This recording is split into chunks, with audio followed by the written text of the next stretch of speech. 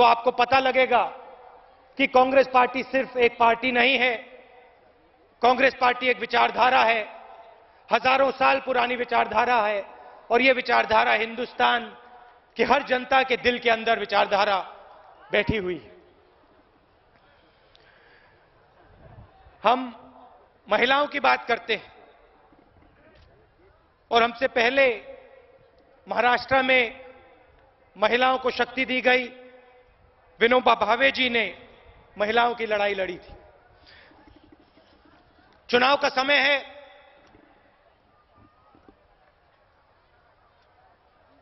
विपक्षी पार्टी तैयार हुई है, और जैसे उन्होंने 2004 में अपना एक गुब्बारा बना के फ्लोट किया था, इंडिया शाइनिंग का गुब्बारा, वैसे आज फिर से एक नया गुब्बारा तैयार हुआ है। आप मेले में जाते हैं, मेले में गए हैं आप? आपने वहां पे हॉट एयर बलून देखा होगा, छोटा सा जो गुब्बारा होता है जिसमें गैस होती है। 2004 में इन्होंने इंडिया शाइनिंग का गुब्बारा तैयार किया, उसमें हवा भरी और उसको छोड़ दिया चुनाव से पहले, और पूरे हिंदुस्तान को उन्होंने बताया कि भाई हिंदुस्तान चमक रहा है। सब जगह चले गए, किसानों के घर में चले गए और उनसे किसानों से कहा कि भाई हिंदुस्तान चमक रहा है। मजदूर के पास चले गए, कहा भैया हिंदुस्तान चमक रहा है। वोट पड़े और हिंदुस्तान के गरीब जनता ने उनका जो इंडिया शाइनिंग का गुब्बारा था उसको धड़ाम से बर्स्ट कर दिया। 2009 में फिर वापस आए, फिर से एक नया गुब्बारा इंडिया शाइनिंग,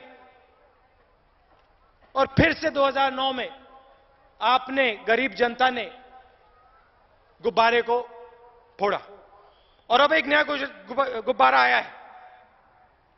इसमें सिर्फ हवा नहीं भरी, इसमें दबाकर इन्होंने गैस भरी है, और बहुत बड़ा गुब्बारा तैयार किया है गुजरात मॉडल का ऊपर, और वो सबको दिख रहा है कि भैया गुब्बारा है। और आने वाले समय में गरीब जनता, कांग्रेस पार्टी के लोग इस गुब्बारे को फोड़ने वाले हैं, और एक बार फिर हिंदुस्तान में गरीबों की, पिछड़े लोगों की, किसानों की, कमजोर लोगों की सरकार आएगी। वर्धा में कॉटन है, नारंगी है, और यहां वर्धा सेवाग्राम परनार का टूरिस्ट सर्किट है। यहां हमारे चीफ मिनिस्टर बैठे हैं, और आपने एक नई टेक्सटाइल पॉलिसी अनाउंस की है हमारे किसानों के लिए। हजारों युवाओं को इस पॉलिसी से रोजगार मिलेगा और फायदा मिलेगा। नारंगी की बात करें तो मुझे कहा गया है कि मोर्शी, अरवी और वरूद को फ्लोरिडा ऑफ इंडिया कहा जाता है। सही बात? फ्लोरिडा ऑफ इंडिया कहा जाता है। मैं चाहता हूं कि आने वाले समय में फ्लोरिडा को मोर्शी, अरवी, वरूद ऑफ यूएसए कहा जाए। ऐसा दिन आए जब बाकी दुनिया के लोग कहें कि भैया हम मोर्शी, अरवी और वरूद जैसा होना चाहते हैं। कैसे होगा? आपको इंफ्रास्ट्रक्चर देके, स्टोरेज देके और प्रोसेसिंग प्लांट देके।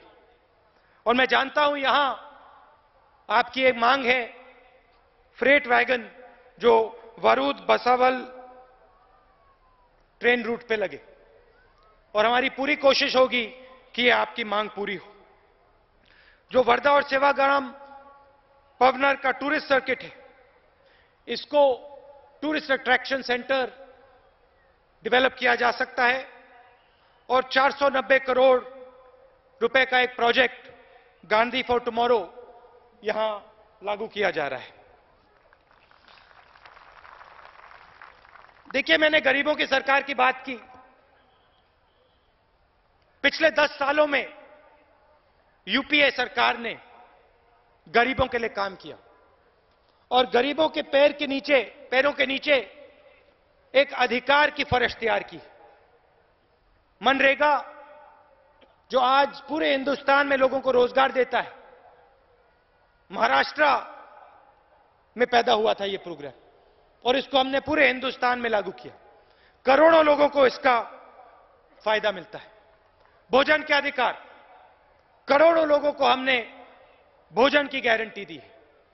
जो पहले बंद कमरों में इंफॉर्मेशन रहती थी, जो इंफॉर्मेशन ब्यूरोक्रेट्स के ऑफिस में रहती थी, जो इंफॉर्मेशन मंत्रियों और चीफ मिनिस्टर के ऑफिस में रहती थी, आरटीआई के माध्यम से हमने आपको दे दी।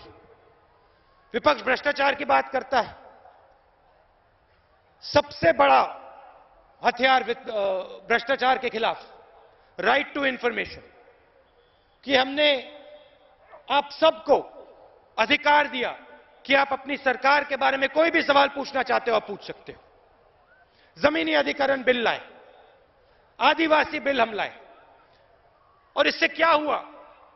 पिछले 10 सालों में 15 करोड़ लोगों को हमने गरीबी रेखा से उठाया और ये कोई छोटा काम नहीं। इतिहास में पहली बार इतने सारे लोग गरीबी रेखा से बाहर निकले। ग्रोथ की बात होती है, महाराष्ट्र में ग्रोथ की कोई कमी नहीं है। एफडीआई की बात होती है, सबसे ज्यादा एफडीआई इस प्रदेश में आता है। 17% हिंदुस्तान की जीडीपी महाराष्ट्र कंट्रीब्यूट करता है, तो आप किसी से कम नहीं हो। लोग गुजरात मॉडल की बात करते हैं, यहां महाराष्ट्र मॉडल बहुत अच्छा चल रहा है, कोई कमी नहीं है। नंबर 1 पे आपका प्रदेश है।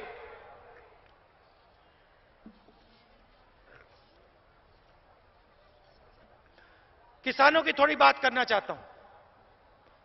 यूपीए सरकार ने किसानों के लिए क्या किया? सबसे बड़ा काम, 70,000 करोड़ रुपए हमने कर्जा माफ किया। और जब हम कर्जा माफ कर रहे थे तो बीजेपी के नेता क्या कह रहे थे, विपक्ष के नेता क्या कह रहे थे, मैं आपको थोड़ा बताना चाहता हूं। खड़े थे और उन्होंने सवाल पूछा। सबसे पहले सवाल पूछा भैया कि पैसा कहां से आएगा, और हमने उनसे कहा भैया आप घबराइए मत, पैसा हम देंगे।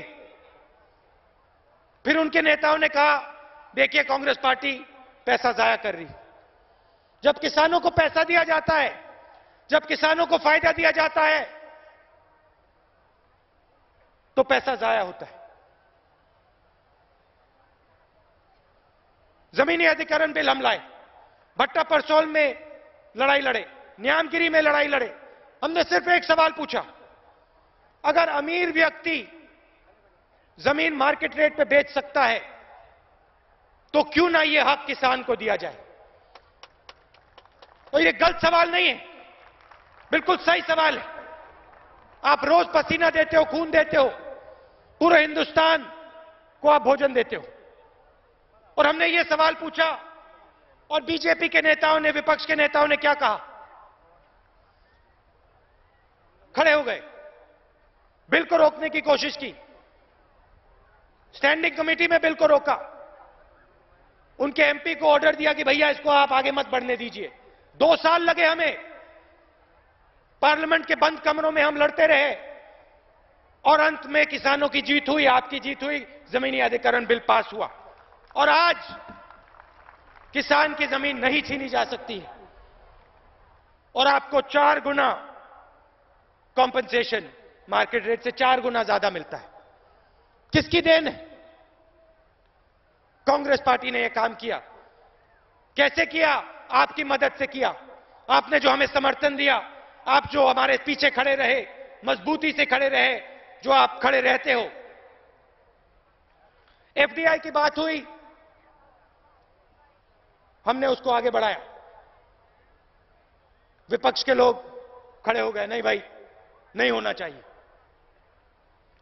और मैं जानता हूं कि यहां किसानों को पिछले महीनों में काफी मुश्किल हुई, ओले पड़े हैं और उससे पहले सूखा पड़ा था।